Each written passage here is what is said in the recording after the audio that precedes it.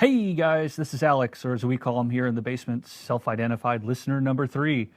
And what's funny is, when I'm not stacking Benjamins, I'm usually counting gold in my Los Angeles bunker, maybe buying a new van for the missus. Sometimes I call my significant other and tell them to stop tracking the time it takes to manage our rental empire, such as in 15-minute increments, so that I can jet set from Hawaii to the middle U.S. on a budget airliner to get one hell of a deal on a new car to drive back to Vegas, just in time to tell my best friend about the trip to Vietnam that my family and I went on. Did I mention I went to Vietnam? What? Doug, get out of here. You're ruining the intro. Gotta go.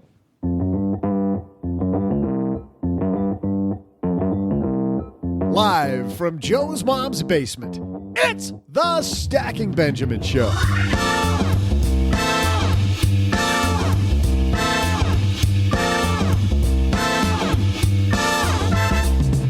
I'm Joe's mom's neighbor, Doug, and we're celebrating National Potato Day in true holiday fashion by blind taste testing French fries from all over town.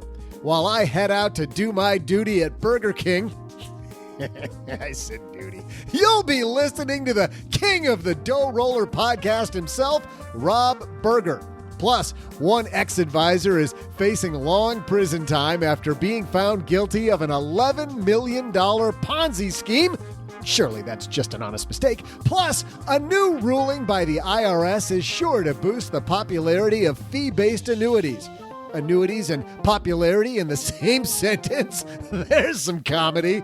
But we won't stop there. We'll throw out the Haven Lifeline to a special listener and still save time for some of my incredible potato-themed trivia. And now, two guys whose doctors are totally thrilled about them eating fries all day. It's Joe and O-G.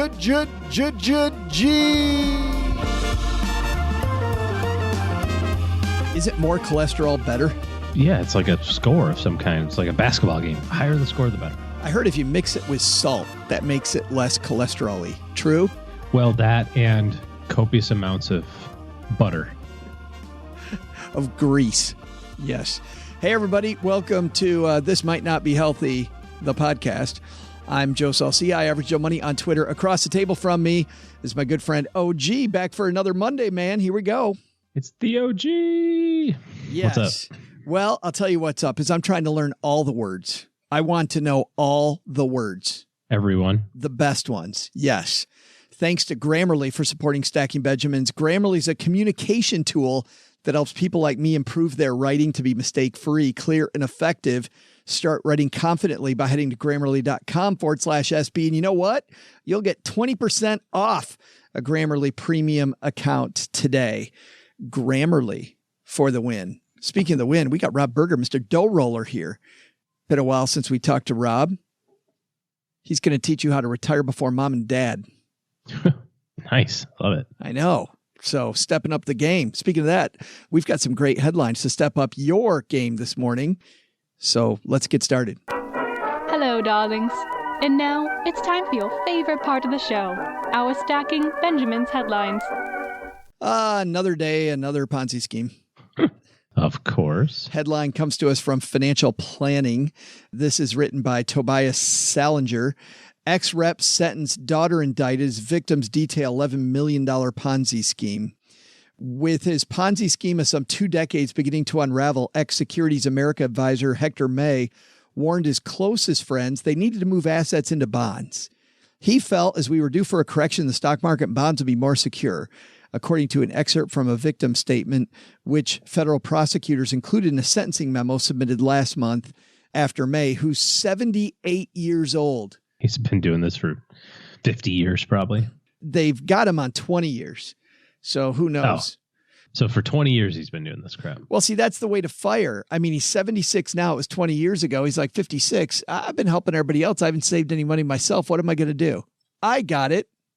Robbery. Yes, I will steal from other people. There's a special place in hell for this. But let's go on about how this happened. Quote, he'd tell me not to worry because he treated our money like it was his own. He spent it willy-nilly. I'm using it as if it's mine because it really is mine. It has been mine for some time, and you have no idea. Oh, that's ugly. By the way, I never liked it back in the days when there were stereo shops, there's no such thing anymore. But I remember going into even if you go into like a Best Buy and the kid at Best Buy says, yeah, I got that stereo in my living room. That's reason number one. I don't want it right there. Oh, you own it. I probably want nothing to do with that one. I was going to say, I don't know that has to do with money in as much as, But when they say you don't have to worry because I treat your money like it's my own, I get the same feeling, the same, ooh, yuck. Same ooey feeling. Yeah, like your job's to teach me about what's important, not to take it away from me and go spend it. This ex-client statement continues. He stole my belief in the essential goodness of the human spirit. His betrayal stole my faith, my trust, my security, my joy, my gratitude of each day. I bet the lawyer wrote that. In a sentence, sure. Speaking of snarky. With the help from Grammarly. Yeah, absolutely. I bet it was Grammarly Premium for 20% off. In a sentencing memo submitted by his lawyer, May admitted that he lived a lie while defrauding and deceiving people he considered friends and family. However, May asked for a lighter sentence based on factors, including his advanced age and the fact that it was his first offense. Guy ripped off people to the tune of $1 million. I've never ripped anybody off before this, so you should be lenient. Please. The payouts in his case, client settlement number 1 was $406,000. Client settlement number 2 was $3.9 million. Asset forfeiture, $11.4 million. Civil lawsuits requesting damages, $18 million. Yeah. This is ugly, OG. You have to follow your stuff. You have to follow it online. You have to follow your statements. You have to read your statements. You can't take your advisor's word for it. You should be able to take your advisor's word for a lot, but you have to. I had this client who put it, I think, very succinctly: trust, but verify. Yeah. I mean, this is why you have all these different levels of protection in there. I mean, you have third-party custodians. So all of this goes away if you don't put your financial salesperson, stealer person, like this guy, if you don't put your financial person listed on your account, they don't need to be an owner, is what I mean by that. Where we see fraud when it's, hey, I made the check out to my broker. He said he could get me a better deal if I just made the check out to him. Never do that. The check is made out to you, yourself, or to your custodian, for the benefit of you. By custodian, you mean Vanguard, T. Rowe Price, Fidelity. Yeah. I mean, Merrill Lynch, Ameriprise, whoever. TD Ameritrade, Morgan Stanley, Scott Trade. Well, they're out of business. Make it out to Scott Trade. I have a funny story about that. Make it out to Shearson Lehman. I'm going to talk about that later. All right. Maybe I'm going to write it down so I don't forget. But yeah, I mean, you have a third-party custodian. Make sure you get your statements. Make sure that you look at them. I mean, frankly, guys, you shouldn't have like a lot of stuff going on in your statements anyway. Maybe some rebalancing every so often. But I mean, if your statements are 47 pages long, you're like, I can't read that. There's probably too much other stuff going on too that you need to talk about. So got to take care of yourself, man. Our second headline comes to us from Investment News. This is written by Greg Iacurci. IRS delivers, quote, game changer for fee-based annuities.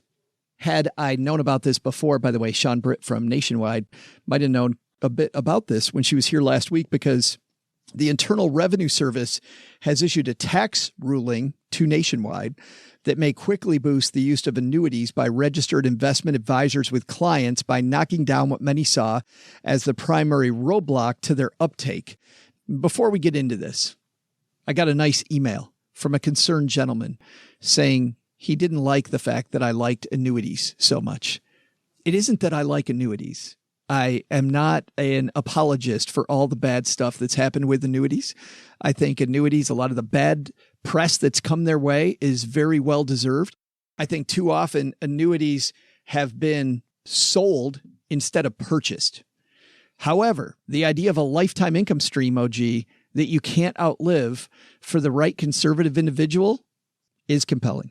So back to this. The IRS furnished a private letter ruling to insurer nationwide, allowing RIAs to pull clients' advisory fees from the cash value of a non-qualified fee-based annuity without any adverse tax consequences, which runs counter to the existing rules. That's a game changer for fee-based annuities, said Cheryl Moore, president and CEO of consulting firm Moore Market Intelligence. That's been one of the huge issues. People were concerned that if you take a withdrawal from the annuity to pay the advisor's fee, you'd create a taxable event. Because of that, by the way, a lot of RIA firms then wouldn't use annuities in their mix. That's why certified financial planner Dana Ansbach, who's been on the show a couple times, just said in an Investopedia piece that I like, in a piece about annuities, she said, people who sell annuities will tell you how great they are. People who don't sell annuities will tell you that they're horrible. And people who are just fee only will help you make the right decision because sometimes they fit and sometimes they don't. Some of those RIAs, you and I know, OG, not using them because difficult to get paid using them. This at least makes that playing field even. Yeah. How do I get paid out of this is like, it ought to be, I think, for most business owners, most professionals, line item number 63 on the list of other things that I must consider prior to making a recommendation. But it definitely is something. I mean, you just have to face the facts. It really is. I think there's some workarounds there. You know, you can have fees drafted from other accounts or something. So maybe you didn't need to have a specific IRS rule for it. But by the same token, if that's the portfolio, if that's where you have your money and you have, you know, $500,000 and you're paying a 1% financial planning fee or 1% asset management fee, and you don't have any other money, that's a lot of money to write a check for every year. You know, $5,000, it's some serious cash. So this will be good, I think, for at least adding the arrow to the quiver for the right people. The people that were going to misuse it are misusing it anyway. The people that are not interested in it ever are never going to be interested in it. But the professional who looks at a client situation robustly, I think more of those people will use that. That's exactly what I like, OG. I mean, just to pile on here, I like the fact that when you put these registered investment advisors, many of which are fee-only financial planners, and they begin using annuities in the right way, and you don't just have a bunch of commission salespeople, I think that you're going to see the public get educated much more quickly. It's an issue about longevity.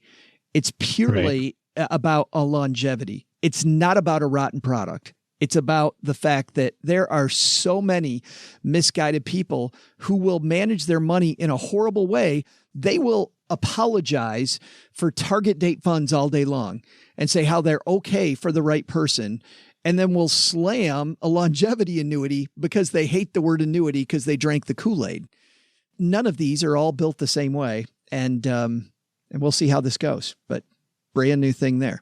I think number one, we'll wait and see on that. I think our big takeaway here, though, back to number one, is if your advisor says, make your check out to the... My friends call me Cash. Make your check out to the Charitable Association of what's an S? Societal helpers. Handlers. Yes. But you can abbreviate that CASH. Yes. That might mean there's something going on that you don't want going on.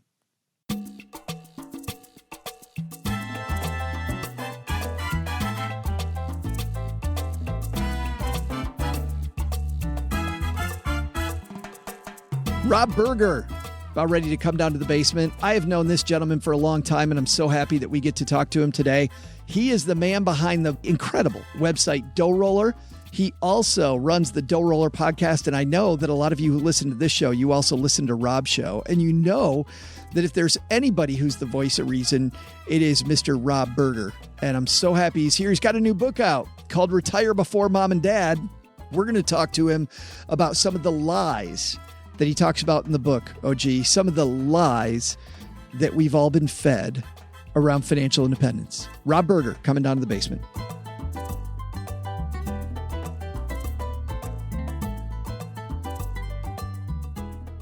Making his way down the stairs, back for, I think, a triumphant third trip to the basement. I take that back. Last couple times you were on a round table, so you were on my dad's shortwave. But not to get all technical, Rob Berger's here, Mr. Dough Roller. How are you, man? Joe, I am doing wonderful. And let me just tell you, you have a lovely mom. She is by far the better part of this entire thing. I mean, I almost didn't want to come down to the basement. I mean, no offense, but, I did. Lovely. Dealing with me versus her, no question. Way better. And she's got great cooking. Absolutely. You somehow have cooked up this phenomenal book. I'm having such a blast reading this.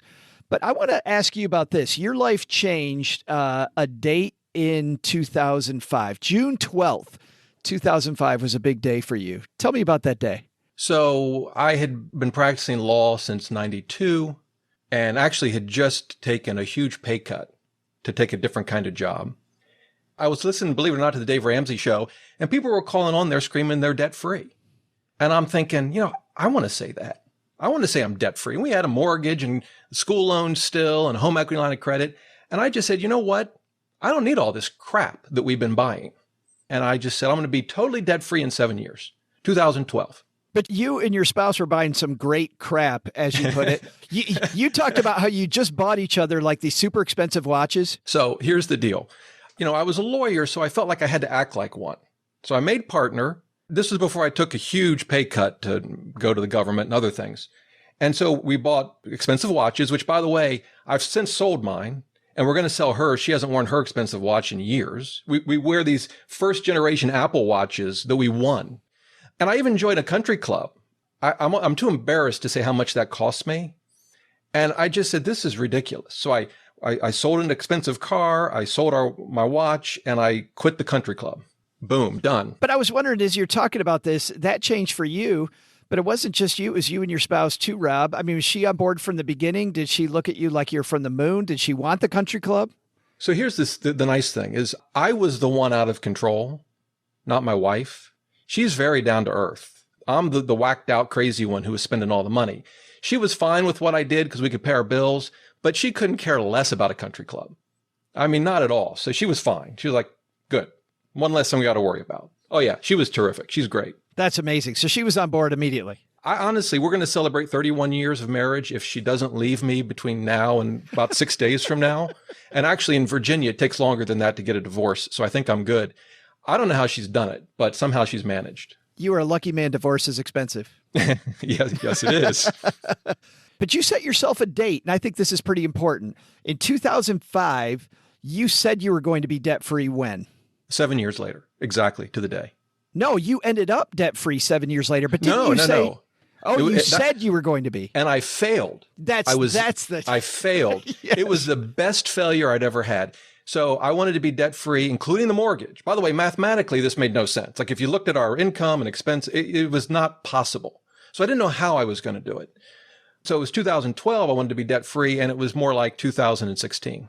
But that's awesome. It was the best failure I'd ever had. Well, I feel like, that quote from Michelangelo about it's not, and I'm not going to get the exact quote, but it's not about dreaming too big and not hitting your goal. It's dreaming too small and getting everything, Right. You don't want to do that. But you were kind of like this character at the beginning of your book. You've got this guy sitting at his desk, and he's thinking this world is not quite what we think it is. Like, I feel like you're this guy in this, you all of a sudden realize that a lot of this is a lie.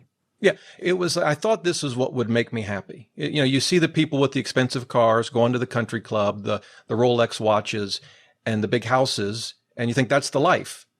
Ultimately, I concluded, no, that's not the life. It's not that there's necessarily anything wrong with those things per se, but here's the key. They're not more important than my freedom.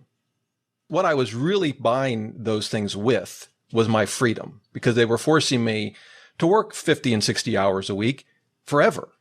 And I said, you know what? My freedom is more important than a country club membership or an expensive watch. That's funny because I think a lot of people don't even weigh those two things. They don't think about freedom. I mean, for some people, it may not be a country club. For us, it's no longer that. But as an example, I gave up my car recently, so I don't have a car. Now, I don't have to do that. I could go buy a car, but to me, it makes life a little simpler, oddly enough, and it's more freedom. So when you think of, when you get to the debates about how you spend your money, people rarely think about, well, I'm going to take this money and I'm going to invest it because what I'm doing is buying my freedom. And to me, that was what I said to my wife, and she agreed. Yes, we have to buy necessities. Yes, we want to enjoy a few things in life. We all do. But somewhere in our budget, it's got to be money that we're setting aside to buy our freedom. And that's what we started doing. This sounds like you're channeling kind of the grandmother of all of us, Rob, Vicki Robin, Right. Had you heard of her before? Oh, sure. That time? Before then, probably not. I don't know that I had read her book before then. Why did you create Dough Roller then? Was it to hold yourself accountable? No, not at all. This is a funny story. So, Joe, while your basement is a lovely place, at home, I have a workshop. When we moved into the house, I thought, well, clearly I need to be a woodworker, because why else would we move into a house with a workshop? So I was on the internet searching for a table saw, because that's what you need to do. And I came across a personal finance blog. I have no idea. And this was in 2007. And I thought, that's really cool. This is somebody just talking about their finances. I want to do that. So I said, forget the workshop. I'll probably cut off an arm anyway. And I started doughroller.net, May 27th, 2007. That's funny. So it became your side hustle. Yes. I mean, that wasn't the plan, but yes, that's what it did.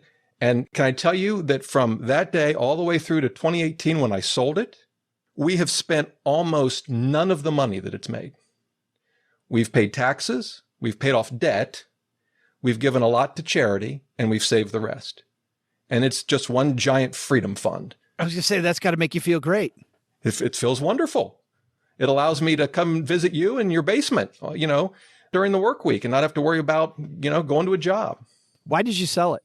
Because I got an offer I couldn't turn down. I wasn't looking to sell it. I didn't put it up for sale. Someone reached out to me, and then another company reached out to me, and we started talking numbers. And after a while, I thought, it'll be a nice fresh start. I don't ever have to work again, although I do. We can talk about that if you want. I went back to work. Don't ask me why, but we can talk about that. And then I can start a new project. For example, it allowed me the time to finish the book. So it was a trade-off, I guess, like just about any important decision in life. To get back to this time in your life, this 2005 time, you're like this guy at the beginning of your book. He's sitting at this desk. Life seems to be this mirage. Tell me about this guy. Well, the guy is like many of us. He's just living a normal life, but there's just something in the back of his mind that says, there's something not quite right here. Do I really need all of this stuff, to be happy? As you're saying this, not to cut you off, by the way, for everybody listening, I'm reading this stuff that Rob's talking about right now. And I'm thinking this is kind of the basic thing that people that love the FIRE movement are all about, right? Because you hear the story over and over. I'm sitting at my desk and I go, there's just something wrong. We had Scott Rickens here recently from the Playing with Fire movie, and that was kind of his life. He's like, everything's something wrong. I had no idea, though, what you were channeling. You didn't know where it was going? I had no idea. What? Like a paragraph later, I'm like, oh my God, Rob, you got me. Should we tell him or should we not tell him? No, let's tell him. So I'm referring to Neo of the Matrix. That was sort of the story that I used because that's how I felt. And the big epiphany for me wasn't just that all the things I was buying, they seemed to be making me happy, but they probably weren't. But the other epiphany for me was I actually have some control over what makes me happy, and I can change what makes me happy. So I think we kind of feel like we're set in our ways, and this makes us happy, and this is the routine we need to follow. And I found that over time, you actually have far more control over what makes you happy or joyful or content than you think.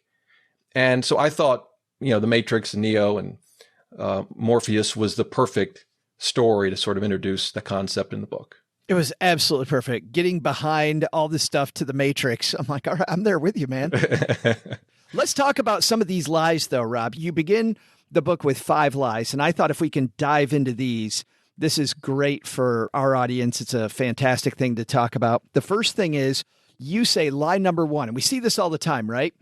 Financial freedom requires a big salary. You see some of these people retiring early. Of course, it's a couple of engineers, no kids, making between the two of them $350,000. You and I have listened to Dave Ramsey's show before. People are like, I paid off all my debt. And they start talking about how much money they make. They make $500,000 a year. And you're like, well, of course they can.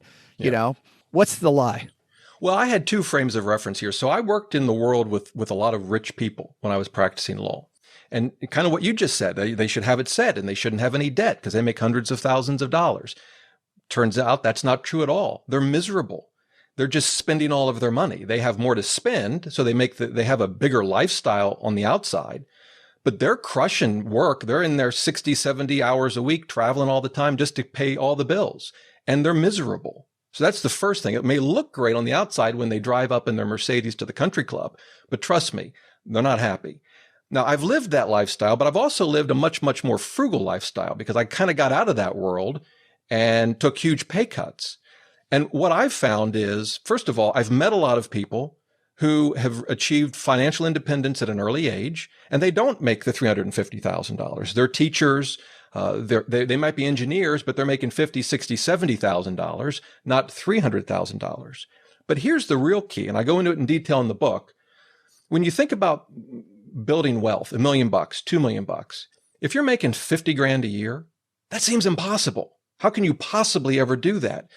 But you and I know the power of compounding, which I think we all kind of know, but don't really know. Most of the examples in my book assume either a $50,000 income or a $75,000 income. So these are not outrageous numbers. You know, you save $200 a month during your working years and earn an average return. Here's the thing. You're going to end up with $1.7 million. But here's the real key. The vast majority of that wealth, over 90% of it, doesn't come from the money you saved. It comes from the compounding. And that's really the thing we need to understand. It's not whether you make $50,000 a year or some other number. We're all in different places, but it's understanding the power of compounding. That's what's actually going to get you to financial independence. Obviously, your salary is important to a degree, but you don't need to make six figures to achieve financial independence at a relatively young age. In fact, even use $200 in the book. You talk about $416 a month gets you to over $3.4 million. Right. I mean, yeah, if you can do that. I mean, employer match, right? Helps out with that, hopefully, in some cases. Yeah, I talk about the employer match, and I actually get into the calculations about how it will affect your journey to financial independence, how it speeds it up. The employer match by itself can result in millions of dollars if you're investing it over a long enough period of time. It's huge. Yeah, it's sad to see that more companies don't have an employer match. But if you're lucky enough to have one, whenever I see somebody not using it, I'm like, are you kidding me? Please. Well, you know what drives me crazy? And I get the whole thing about paying off debt, right?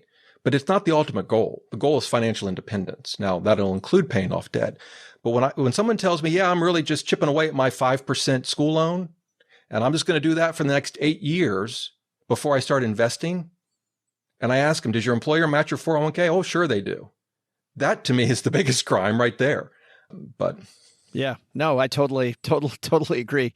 How do you like doing it? Go up to the employer match first and then chip away at your debt with whatever's left over, if possible?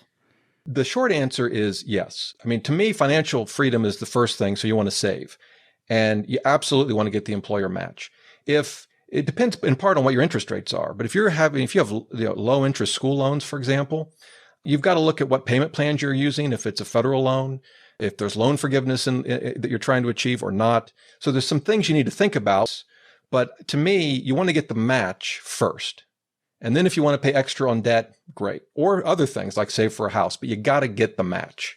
The other thing I thought about with this lie myself was, I remember those days, and longtime listeners of the show know my story. I feel like if you can't make it work on $50,000, and you're praying that you'll make $10,000 more or $20,000 more, whatever the number is, that's going to solve your problem.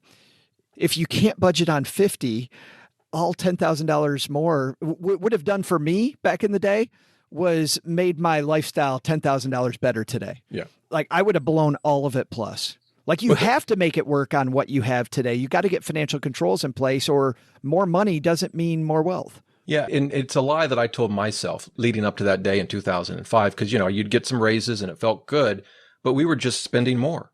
We weren't saving it.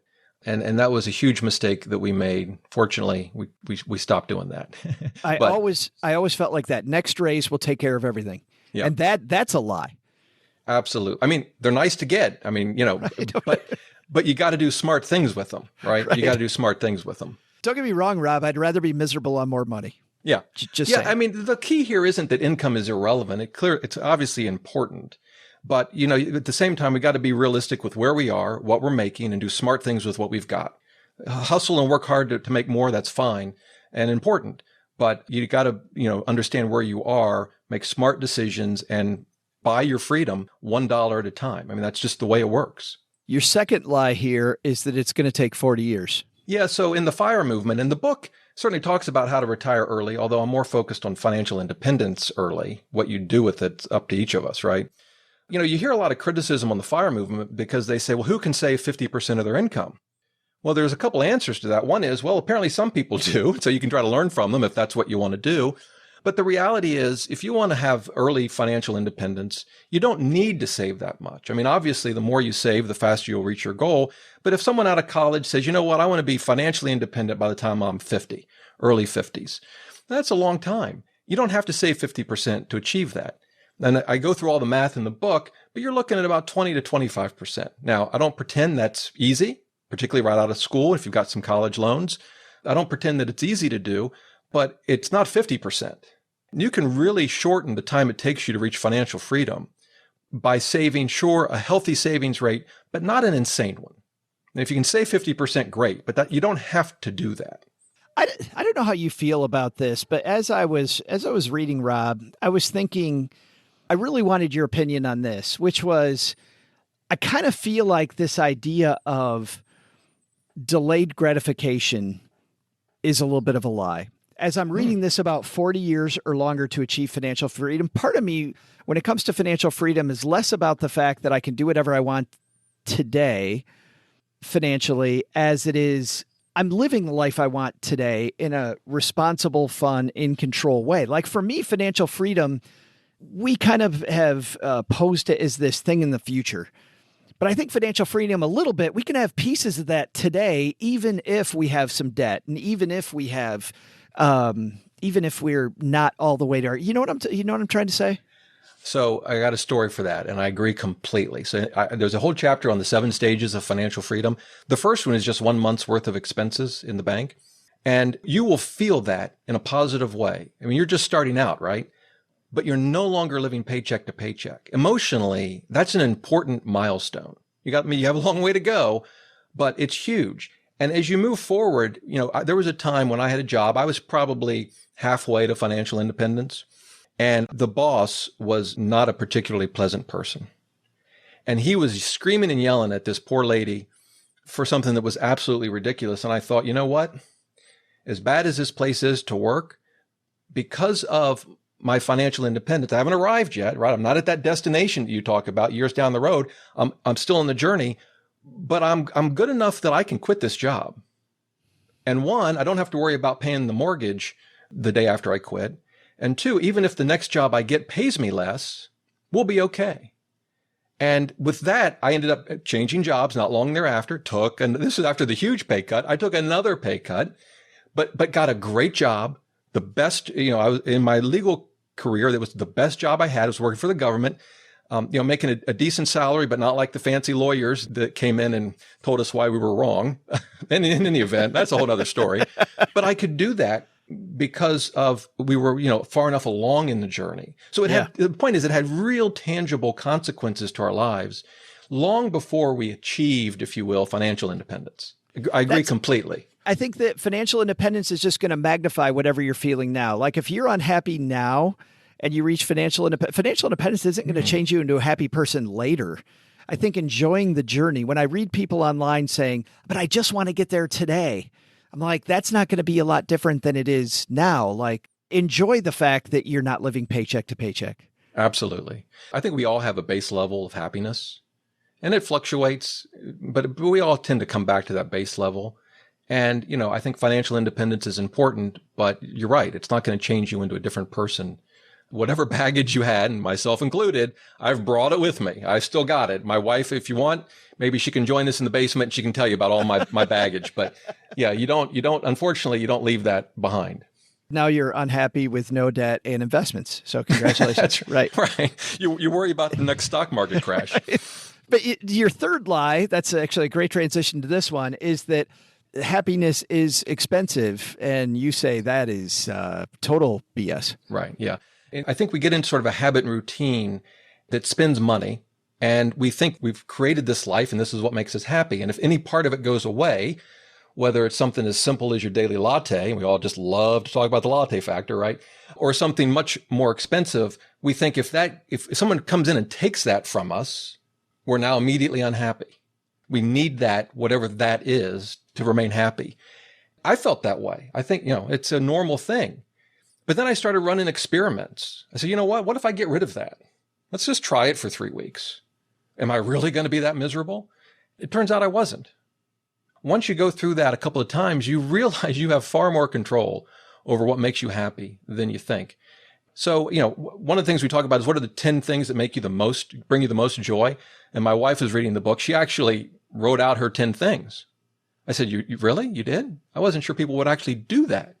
She said, yeah, I wrote them out. And we went down them and none of them cost any money. I love that. So she's just terrific. You really should have had her on the show, not me.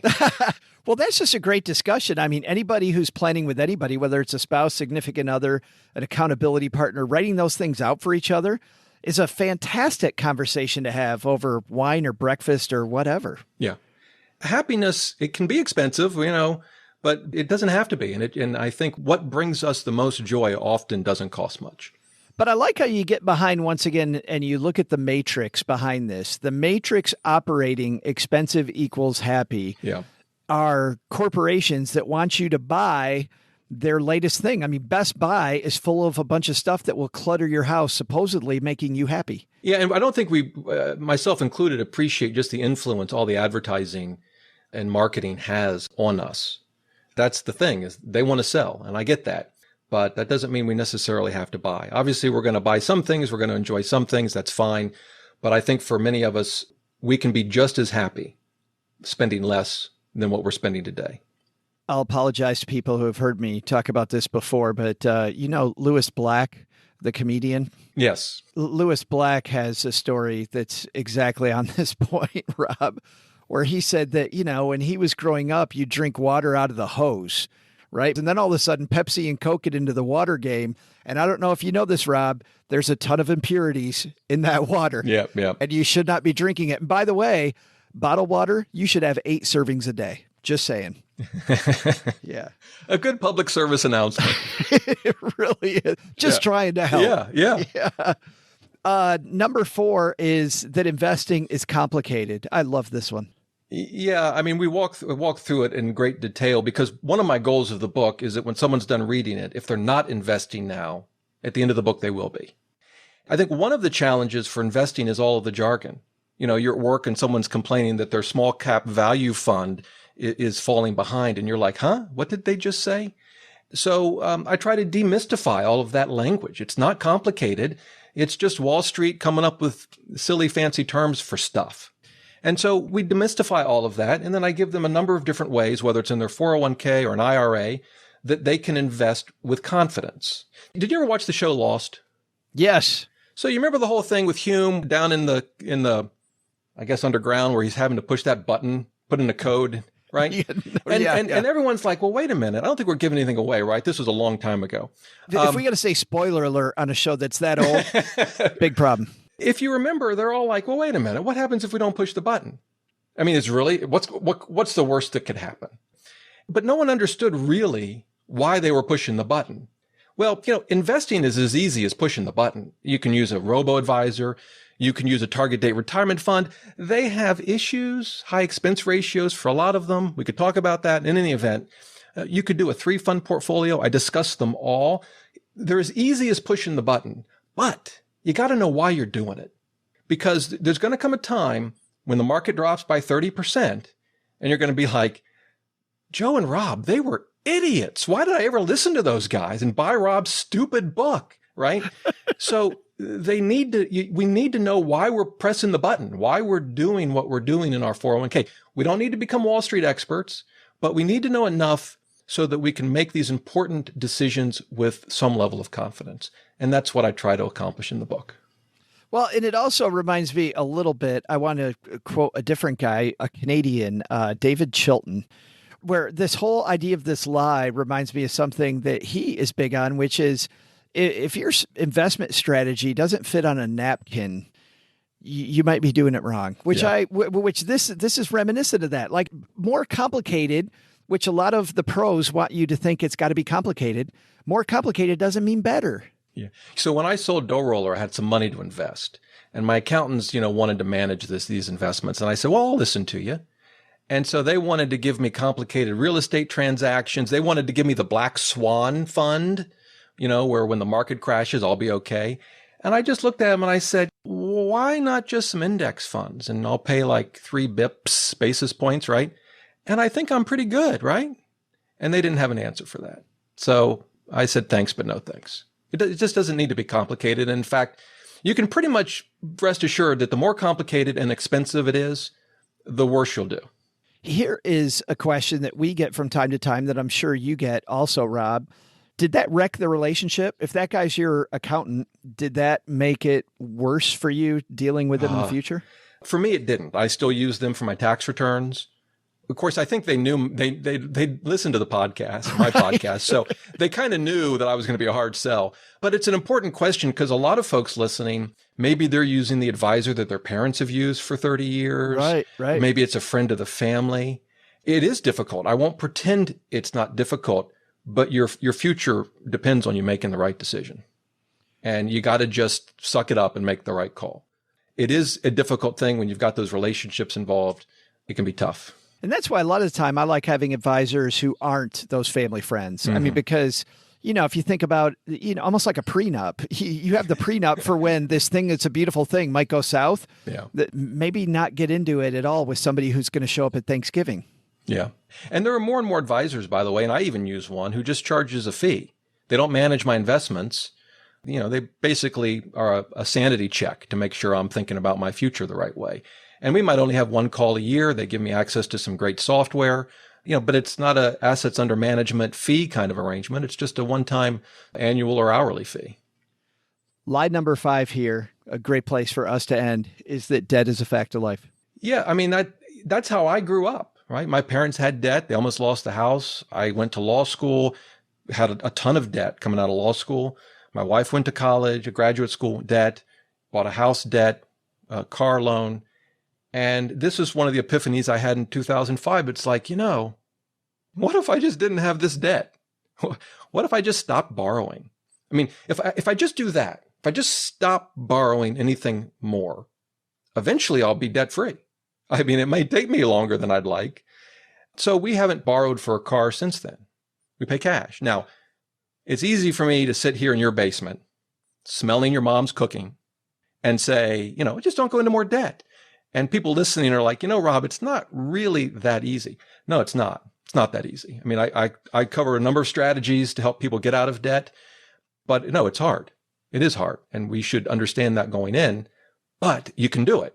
And but you could even set that, Rob, as the goal that next month or 3 months out or 5 months out, like you set your goal that 7 years from now, you're going to be completely out of debt. Right. Your goal might be a year from now, I'm going to quit digging the hole. And every month I'm going to dig a little less. Like enjoy that journey. Right.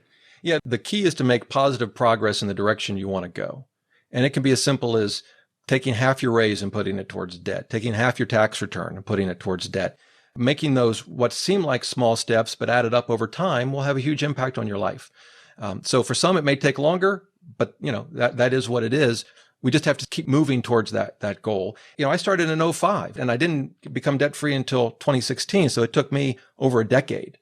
Some will be much smarter than I am and will do it a lot faster. That's great. Yeah.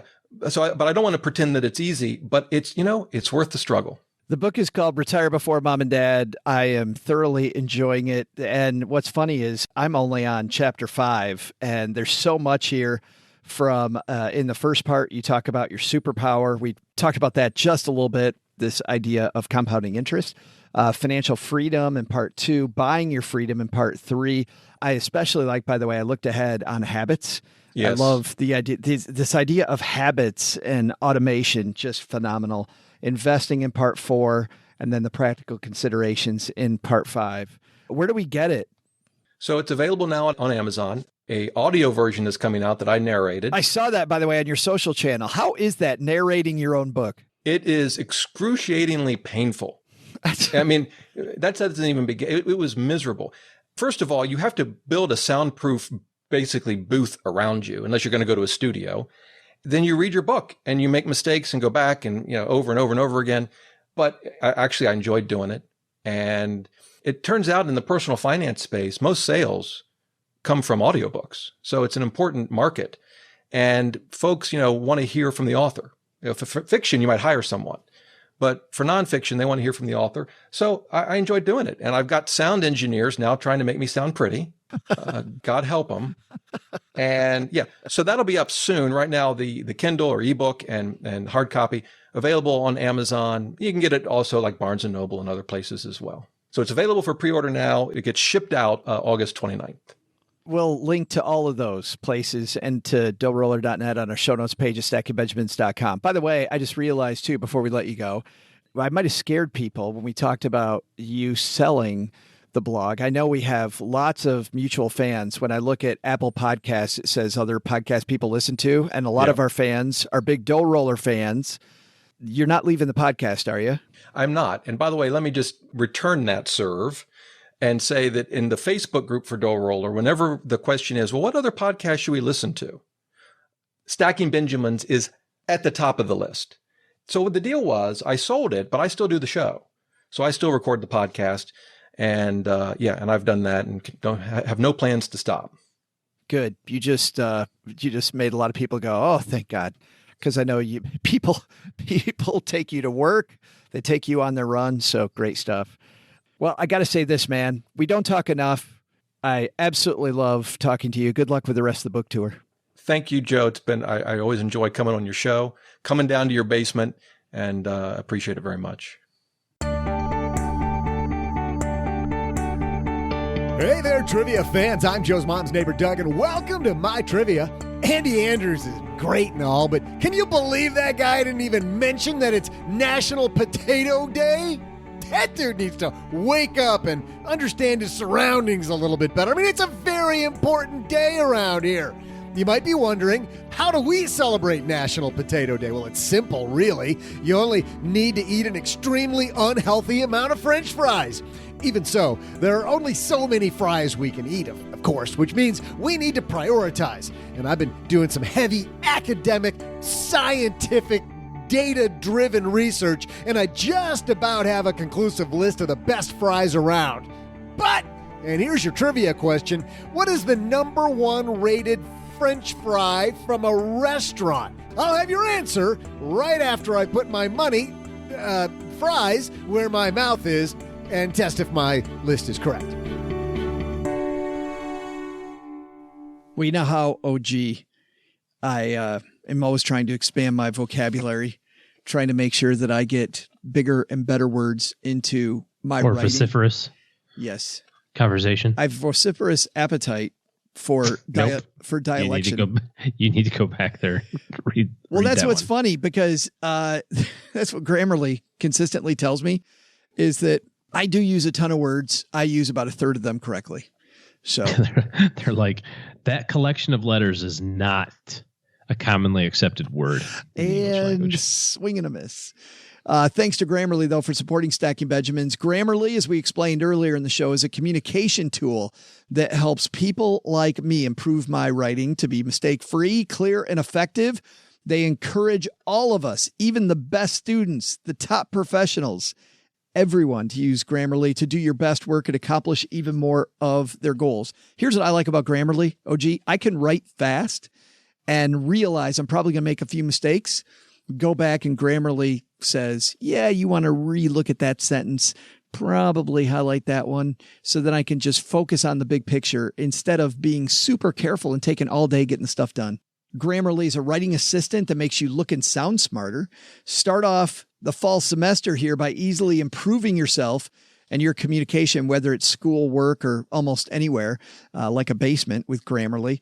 Grammarly is available on multiple browsers: Chrome, Firefox, Safari, Edge, and platforms, iOS, Android, Windows, Mac. The free product reviews critical spelling and grammar. You can get that for free. Grammarly Premium, which is what I use, looks out for spelling and grammar, but also advanced punctuation, structure, style within the context, vocabulary suggestions, conciseness, I miss there a lot, and readability for different occasions. Example like business proposal, academic essay, casual blog post, maybe on my part, a script for an upcoming podcast. So accomplish your goals with help from Grammarly. Stop making email typos on your phone. Close more deals at work this year, whatever it might be. Here it is. You ready? Check this out. Go to Grammarly.com/SB and you'll get 20% off your Grammarly premium account today. That's Grammarly.com/SB. 20% off your Grammarly premium account just because you listen to Stacking Benjamins. Hey, yo, potato lovers. I'm Joe's mom's neighbor, Doug, and welcome back to my trivia. Before we get to your real trivia, let me share some facts with you. Did you know that a quarter of vegetables consumed in the USA are fries? No, I don't mean like a quarter of potatoes are French fries. I mean like a quarter of all vegetables consumed are French fries. Yeah, it's kind of sad. And that, depending on the serving size and which restaurant, a serving of large fries can have between 330 and 1,530 grams of salt. Did you know that? But enough about that. Let's serve you up your main course. Before the break, I asked you this question. What is the #1 rated restaurant French fry? The answer? Well, obviously it's McDonald's. Oh, wait, it's Arby's? What? Who tallied these results? Arby's? That's ridiculous. Have people never tried Wendy's fries in a shake? Or like McDonald's fries even, straight from the kitchen? Maybe it's those Arby's curly fries. Let me just reach over here and try another one. Oh, wow. All right, wait a minute. One more. Got it, for science. Holy shit. That's a damn good French fry. Wow. Think I can run out real fast and get some more before the end of the show? Hey, somebody tell Joe I had to run to the bathroom. I'll be right back. See ya.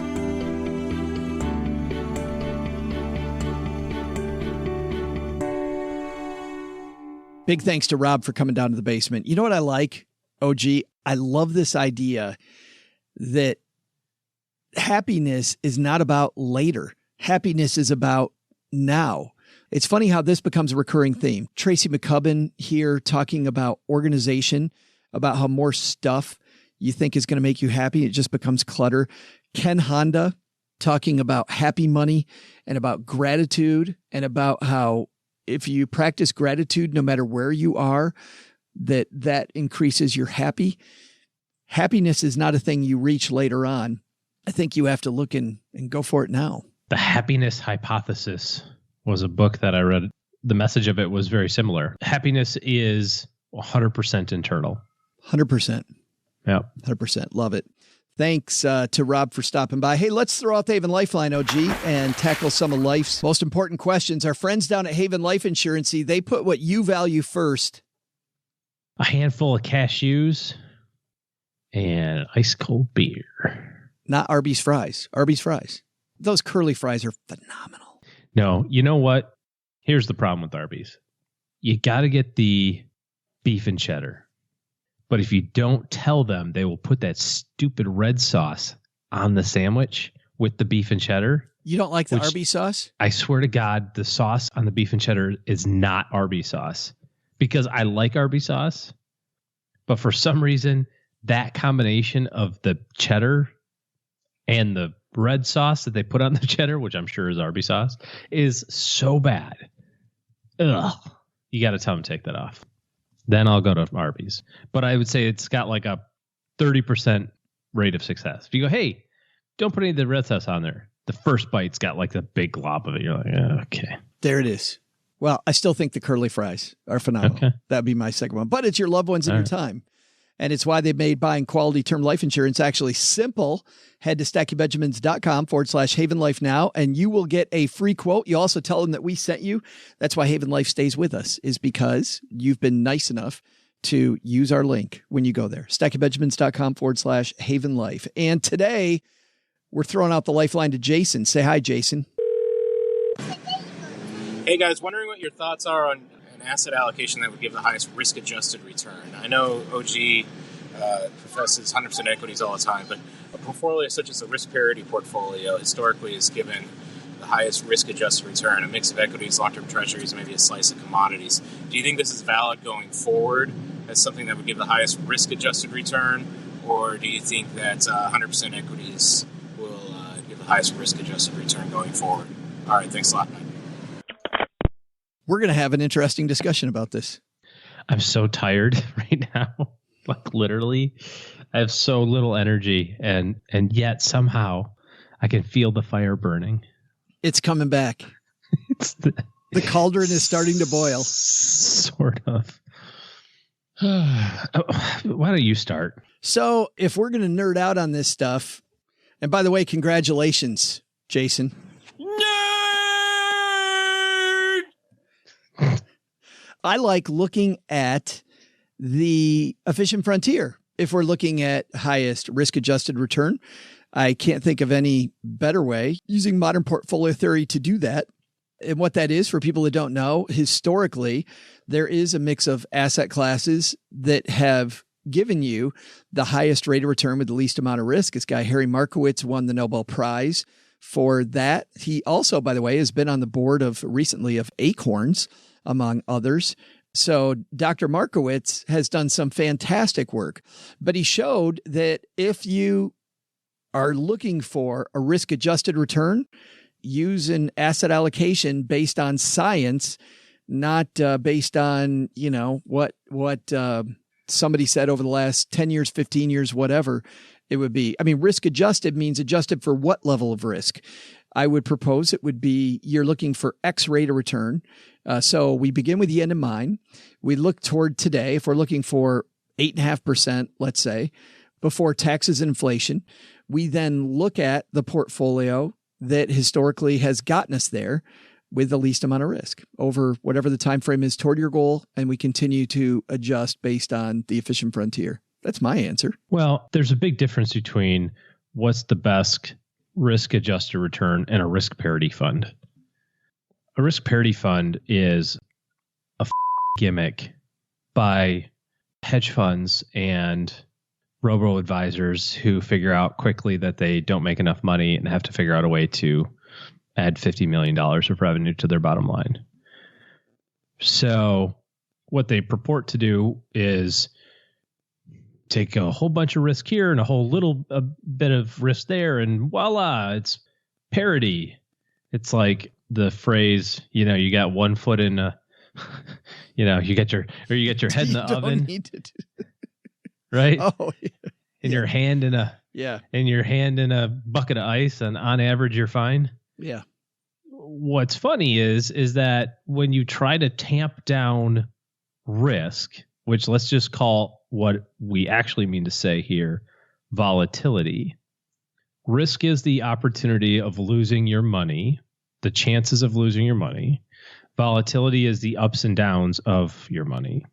So I don't think that we would say that risk is a thing in the publicly traded stock markets, especially in aggregate, right? When you buy the S&P 500, you're not risking the chance of your money going away to zero. If you invest in an apartment building, there's risk. If you invest in an individual stock, there's a risk. If you are buying the freaking total stock market index fund, there's no risk. You have volatility. Those are two different things. We use those words interchangeably, but they mean different things.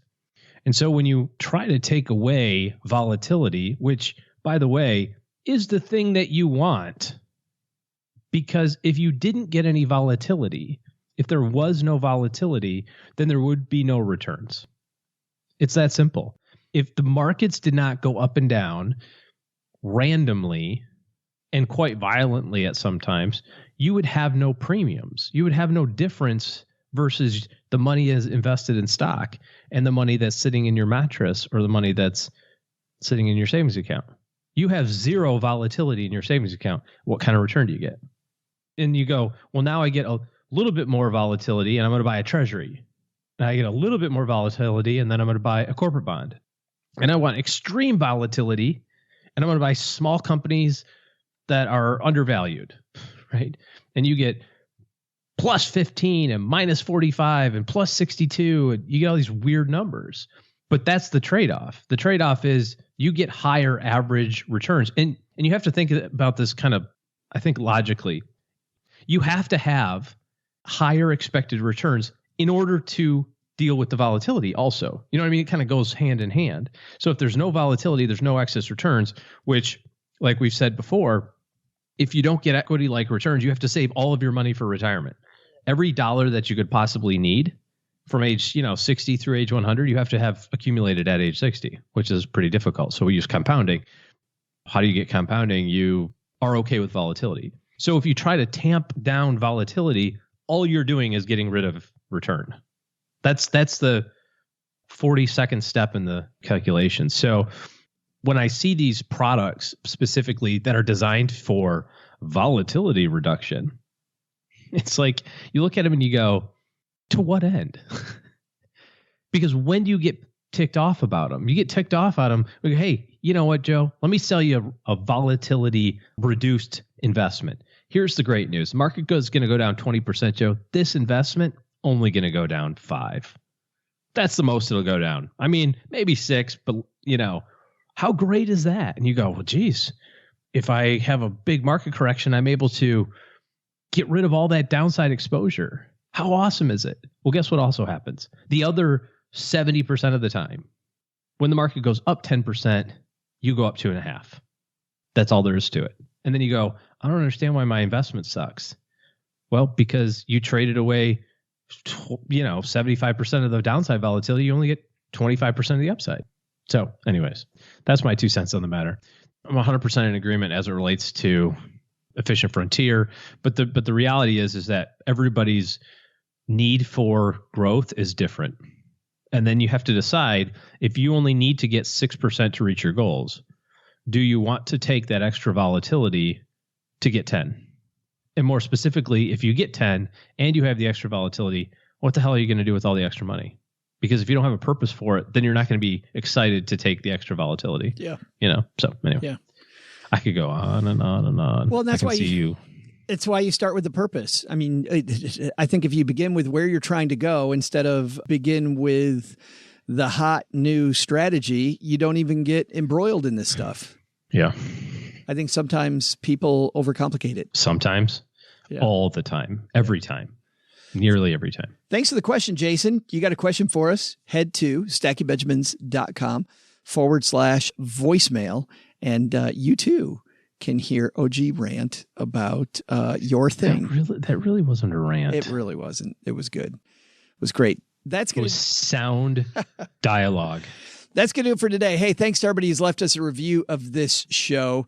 It's so interesting to see what people write when they're talking about the greatest money show on earth, the circus that is Stacking Benjamins. So thanks to everybody who's done that. Mom is so proud. Also, thank you to you for listening today. We really appreciate the time that you take to hang out with us. Thanks a ton. Last thing, OG's firm has the doors open for new clients. And I know we're getting to that time of year when you start looking at the summer and go, how did I spend all that money? What happened? Head to stackingbenjamins.com/OG to get on OG's team's calendar, and they'll take it from there. All right. That's going to do it for today. Doug, speaking of take it from here, you take it from here, big guy. What should we have learned today? Yeah, well, I'll tell you what, Joe. First thing is they should take some advice from Rob Berger and forget about the lies around personal finance. When you begin with an attitude of I'm in control versus they're in control, you immediately open up possibilities. Second, take some advice from our headlines. Is your advisor only showing you a statement from her firm? Yeah, maybe that's not a real financial statement. Time to ask for online access to numbers and names of financial items that are real before you're the next victim. But the big lesson? If you include up your nose, you can get up to 18 fries at once. Ears? Now we're at 22. Now what? No, I'm not putting them there. Okay, all right. Time for a shower and some mouthwash. Unless there's another fry down here somewhere at the bottom of the bag. You gotta love bonus fries, right? Special thanks to Rob Berger. You can find pre-orders for Rob's book if you're listening the day this episode is released at Amazon.com or your favorite bookseller. This show was created by Joe Saul-Sehy, produced by Richie Rutter-Reese, and engineered by the amazing Steve Stewart. Online, visit us on Twitter at @SBenjaminsCast or on our Facebook page. I'm Joe's mom's neighbor, Doug, and there's a 73% chance that I played Chuck on Happy Days. SB Podcasts may receive payment on the show from sponsors and guests in the form of books, giveaway items, discounts, or other remuneration. There's no way you would take advice from these dorks, but like Joe's mom always says, don't take advice from people you don't know. This show is for entertainment purposes only, and before making any financial moves, consult with a real financial advisor.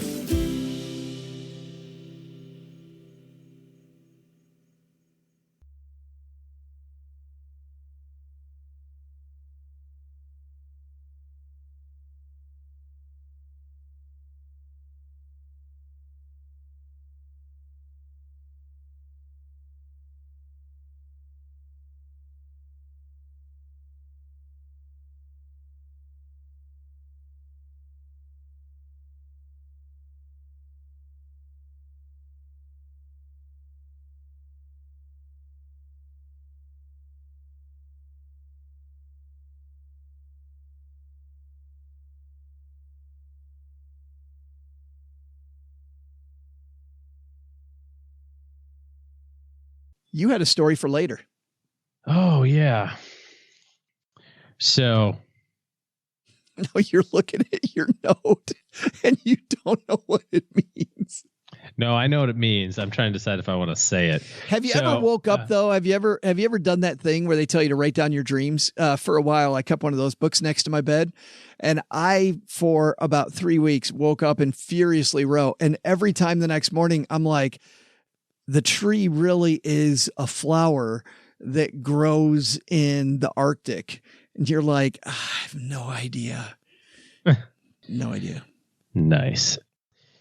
So I was thinking about the Scottrade thing. We were talking about that, right? Like how they're out of business. I mean, they're not out of business. They were purchased. They were purchased by TD. I think TD. Yeah. Anyways, so I knew somebody that worked there, and we were talking about it, and his job was getting eliminated. He says one day, he goes, so the branch here has about 600 million in assets. And I'm like, that's pretty awesome, dude.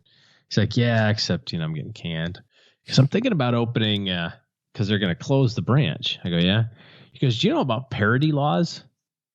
I said, no, what do you mean parity laws? He's like, as long as you put the word not in front of it, then you can like do anything you want, like not Apple, and like have like the Apple thing.